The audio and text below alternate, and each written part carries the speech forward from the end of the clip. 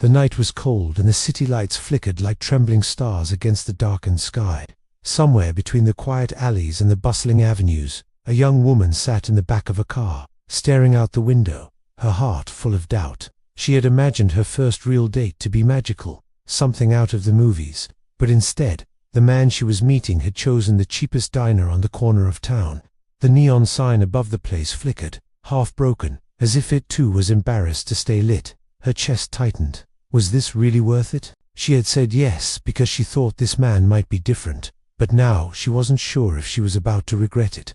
If you believe in kindness in love, that comes from the heart rather than wealth, and in giving people second chances, please don't forget to like this video, share it with someone who needs hope, and subscribe to our channel for more stories that inspire. Her name was Lily Parker. She was 23, soft-spoken, and carried the invisible scars of a childhood that had taught her the meaning of struggle. She worked as a cashier in a small bookstore, spending most of her days behind the counter, watching others live the lives she only dreamed of. Lily wasn't the kind of girl men usually noticed. She wore second-hand clothes, often stitched and mended, and her shoes had seen better days. But she had eyes that spoke volumes, eyes filled with both sorrow and hope. The man who had asked her out was Daniel Brooks, a construction worker in his late 20s. He wasn't polished or refined, but there was something in his voice the day they met that had made her feel safe. He had helped her when her car broke down outside the bookstore, kneeling in the cold to fix a loose wire without even asking for anything in return. His hands were rough, his jeans worn, but his smile had been kind, and for Lily, that was enough to say yes when he nervously asked if she wanted to grab dinner sometime. Now, here she was, staring at the chipped paint of the diner's door. She had pictured something else, a cozy restaurant, maybe a place with candles and soft music. But when Daniel walked up to greet her, dressed in a clean but faded shirt, his eyes full of sincerity, she forced herself to push down her disappointment. He didn't have much, she reminded herself, and neither did she. Maybe this was all he could afford. Inside, the diner smelled of frying oil and strong coffee. A jukebox in the corner played an old love song that no one was listening to. A few truck drivers sat at the counter, hunched over their meals. Daniel led her to a booth near the window, his movements slightly nervous, as though he was afraid she would walk out any second. He opened the menu like it was something grand, smiling at her shilly as if to say, "This is the best I can give you." At first, Lily's heart sank. The cheapest burgers, pancakes, and greasy fries stared back at her.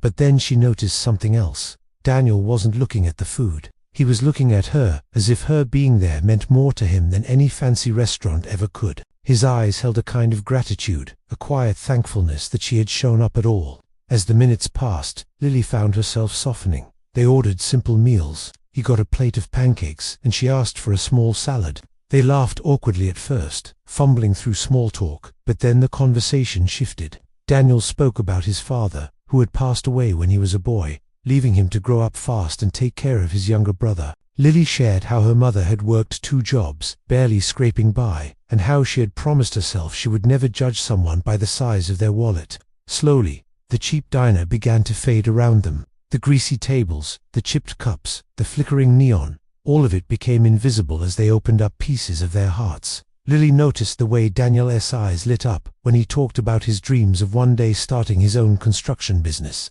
building homes for people who couldn't afford them. Daniel noticed the quiet strength in Lily's voice when she spoke about wanting to finish her studies, even though she worked long hours just to survive. The turning point came when an elderly couple entered the diner.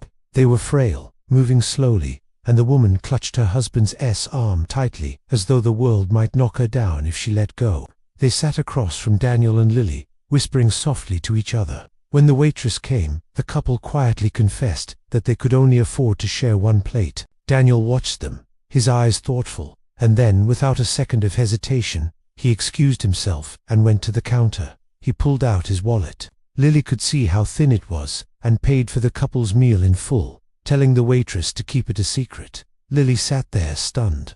She realized then that Daniel had brought her to the diner, not because he didn't care, but because he wanted to be real with her. He wanted her to see who he was, a man with little money, but a heart full of kindness. She blinked back tears, her earlier doubts dissolving into something warmer, something stronger. The elderly couple received their food with smiles, completely unaware of Daniel's gesture. But Lily knew, She looked at him, at his quiet pride, and in that moment, she saw more value in him than in all the polished men she had ever dreamed of.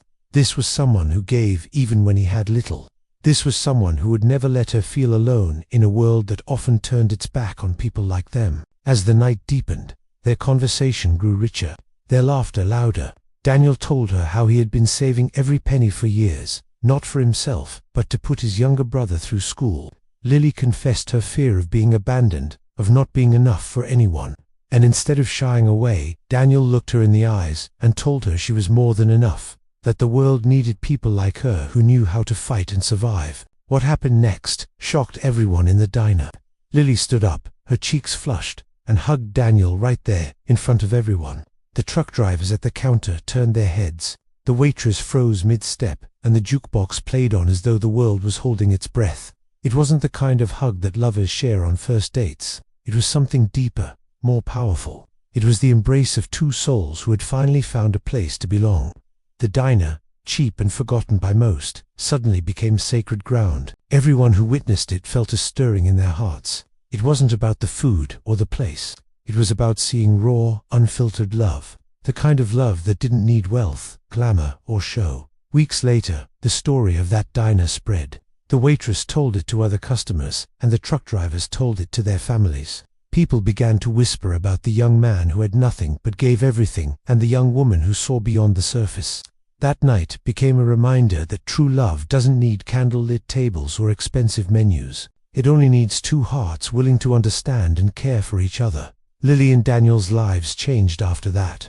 They continued to meet, always in simple places, but their bond grew richer each day.